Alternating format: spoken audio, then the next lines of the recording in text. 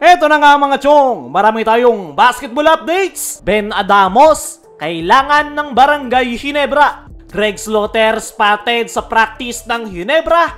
Balik na nga ba sa kanyang dating kupunan? Kumakalat nga sa social media yung picture nitong si Greg Slaughter kung saan naispatan ito sa Ginebra Training Facility. Dahil dyan, nag-iinit yung spekulasyon patungkol sa isang possible comeback ng 7-footer sa kanyang dating kupunan na Barangay Ginebra. Para alamin natin ang buong kwento at kung ano nga ba ang ibig sabihin niyan para sa Ginebra at kay Greg Slaughter. Kumakalat nga ngayon yung picture nitong si Greg Slaughter kung saan naispatan ito sa Ginebra Practice Facility. Kasama niya sa picture na yan ay ang coaching staff ni Coach Tim Cone at isang agent na si Ray Punong Bayan. Hindi pa malinaw kung guest lang si Greg Slaughter o talagang nagpa-practice na sa Barangay Ginebra. Pero may isa pang picture na lumabas kung saan kasama ni Greg Slaughter si Coach Tim Cone. As of now nga mga chong,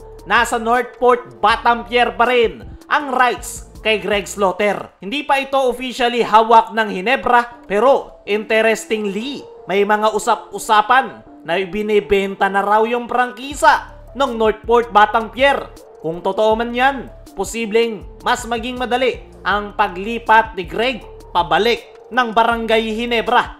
Pero sa ngayon, wala pang official announcement mula sa PBA o sa alinman team management. Sa ngayon, hati ang reaksyon ng mga fans. Yung iba, masaya sa posibilidad na magbalik si Greg Slaughter sa Barangay Ginebra, pero may ilan din na nag-aalangan. Dahil kung matatandaan nyo, hindi nga naging maganda yung pag-alis ni Greg Slaughter sa Ginebra, kung saan nakabanggaan pa nito yung big boss na si Boss Al Francis Chua. Pero knowing si Boss Al, once nakausapin mo ito, ay talagang bibigyan kanya ng pagkakataon. At ngayon, na nakikita si Greg Slaughter sa practice facility ng Barangay Ginebra, ay mukhang nagkaayos na si Greg Slaughter at Boss Al Francis Chua. Dahil hindi naman magpapakita si Greg Slaughter sa practice facility ng Ginebra kung hindi pa sila ayos ng SMC. Pero kung sakaling bumalik talaga si Greg Slaughter sa Ginebra, malaking dagdag ito sa front court ng kupunan ni Coach Tim. Sa ngayon, si Japet Aguilar na lang ang pangunahing veteran big man ng kupunan dahil matagal na nga nung mawala si Christian Stan Hardinger, tapos nadagdagan pa ni Jamie Malonzo. With Greg's size of 7 feet tall, siguradong magiging malaki ang tulong niya sa depensa at rebounding. At kung may babalik niya kahit kalahati ng kanyang dating laro, lalo na yung pick and roll at low post scoring, posibleng muling maging malakas ang Barangay Ginebra sa loob ng painted area. Dahil big man talaga yung kulang at pinoproblema ni Coach Tim na possible na masolusyonan ng pagbabalik nitong si Greg Slaughter sa kanyang dating kupunan. Pero bago matuloy yung pagbalik ni Greg Slaughter sa Ginebra, ay kakailanganin ng Barangay Ginebra na gumalaw para sa trade. Kailangan nilang magpakawala ng player para makuha ang rights ni Slaughter sa Northport Batampier. Pero knowing Boss Al Francis Chua, hindi yan magiging problema sa kanya. Madami silang po pwedeng gawing trade asset, lalo pat napipinto na yung pagbebenta ng prangkisa ng Northport. Kaya naniniwala ko Mang Chong, hindi magiging problema sa Ginebra ang muling pagkuha ng playing rights ni Greg Slaughter sa Northport Batampier. As of now, wala pang linaw kung babalik talaga si Greg Slaughter sa Barangay Ginebra. Kaya tingnan natin sa mga susunod na mga araw kung ano yung magiging update patungkol kay Greg Slaughter at Ginebra. Kaya mga chong, ano ang masasabi nyo sa napakalaking posibilidad na bumalik si Greg Slaughter sa Barangay Ginebra?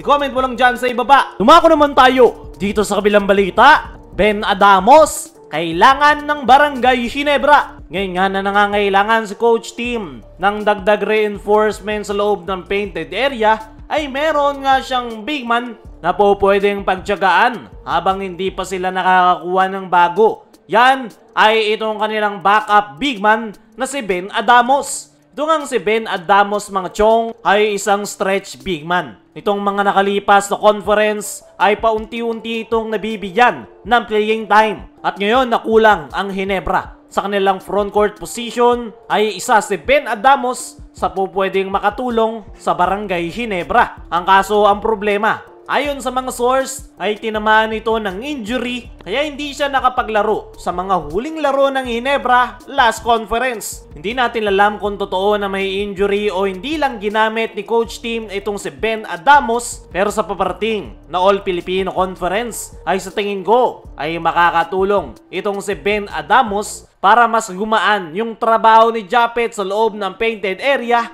sakaling hindi pa rin sila makakuha ng isang bagong big man. Kung ako ang tatanungin mga chong, ay pwede naman itong si Ben Adamos. Makakatulong ito para gumaan yung trabaho ni Japet at the same time, magkakaroon rin ng spacing sa loob dahil kaya nitong tumira sa 3-point area. Sana lang talaga ay mabigyan ng playing time ni Coach Tim Cone itong si Ben Adamos. Medyo mababa lang talaga yung kanyang kumpiyansa dahil hindi nga siya nabibigyan ng playing time. At tignan na lang natin sa paparating na panibagong season kung may papasok na ba ni Coach Tim itong si Ben Adamos. Kaya mga chong, ano ang masasabi nyo na isa si Ben Adamos sa pupwedeng makatulong sa Ginebra sa ilalim?